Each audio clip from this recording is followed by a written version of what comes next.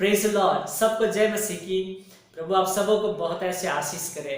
आप लोग लगातार प्रभु के वचनों को सुन रहे हैं। प्रभु आप सबों को बहुत ऐसे आशीष करे और मैं आपको धन्यवाद देता हूं, आप इस चैनल को भी चुना है। प्रभु आपको बहुत ऐसे आशीष करे और जितना हो सके मैं प्रभु का वचनों को आप तक पहुंचाने के लिए कोशिश करता रहूँगा।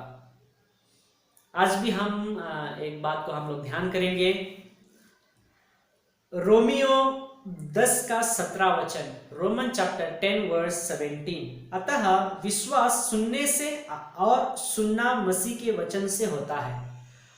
अतः विश्वास सुनने से और सुनना मसीह के वचन से होता है। प्रभु यीशु मसीह का वचन को सुनने से हमारे अंदर विश्वास आता है और जब तक हम प्रभु का वचन को, प्रभु का सुसमाचार को नहीं सुनाएंगे तब तक लोग विश्वास नहीं कर पाएंगे, क्योंकि वो विश्वास करना है तो उनको पहले सुनना है प्रभु का वचन।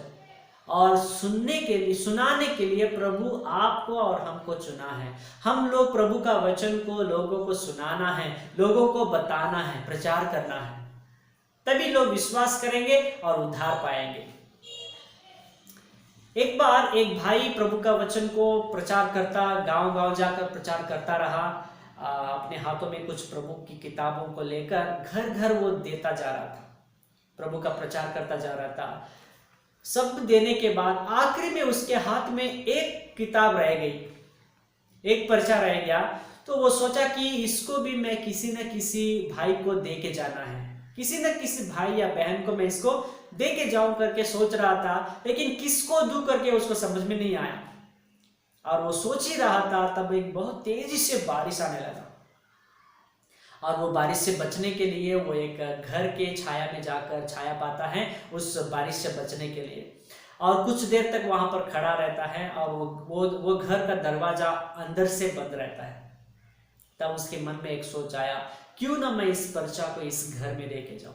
और वो सोचा और वो दरवाजा को खटखटाने लगा, लेकिन अंदर से कोई नहीं खोला। अंदर से बंद था लेकिन नहीं खोल रहे कोई।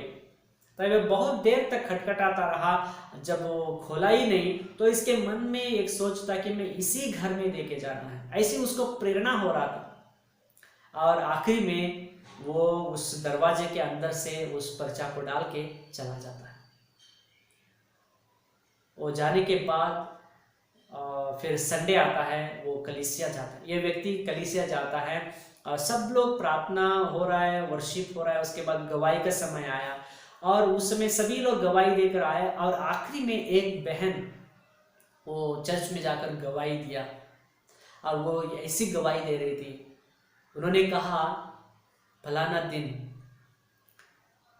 ऐसा, इस दिन में फलाना दिन मैं अपने घर में दरवाजा अंदर से बंद करके मैं फांसी लगाने जा रही थी, क्योंकि उसको एक बहुत आपत्ति आ गई थी। उसको बहुत बेचैनी थी और वो सोचा कि मैं आत्महत्या कर लूँ, मैं मर जाऊंगी।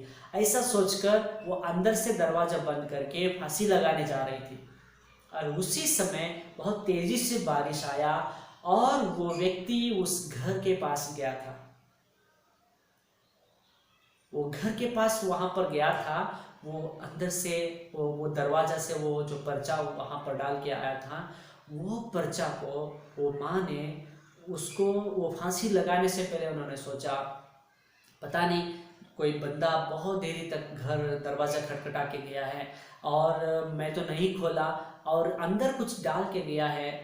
मैं मरने से पहले, फांसी लगाने से पहले उसको मैं पढ़ लूँ कि क्या लिखा है, उसमें क्या संदेश है, मैं पढ़ करके उन्होंने आकर उसको पढ़ा और उसमें परमेश्वर का वचन लिखा हुआ था, बेटा बेटी मैं तुझसे बहुत प्रेम करता हूँ, मैं तुझे कभी नहीं छोड़ूंगा, कभी नहीं त्यागूंगा, तुम मेरी बेटी है, मैं तुझसे बहुत प्रेम करता हूँ करके उसमें लिखा था।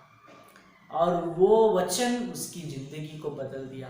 उसकी जिंदगी में एक आनंद, एक खुशहाली वापस लौटाया।